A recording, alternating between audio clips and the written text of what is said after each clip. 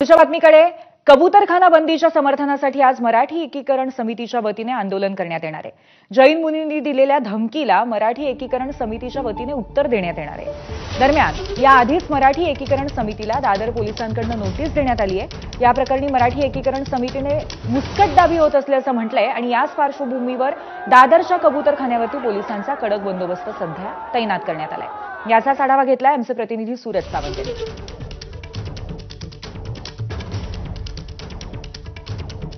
आज मराठी एकीकरण समितीकडनं दादरच्या कबूतरखान्यासंदर्भात आंदोलन केलं जात आहे। जी भूमिका जैन धर्मीयांकडनं घेतली जात आहे की कबूतरांना खाणं टाकण्यासंदर्भातली, त्या विरोधात कुठेतरी मराठी एकीकरण समितीकडनं आंदोलनाची हाक देण्यात आलेली आहे। काल दादर पोलिसांकडनं, शिवाजी पार्क पोलिसांकडनं या आंदोलनकर्त्यांना नोटीस देण्यात आलेली आहे।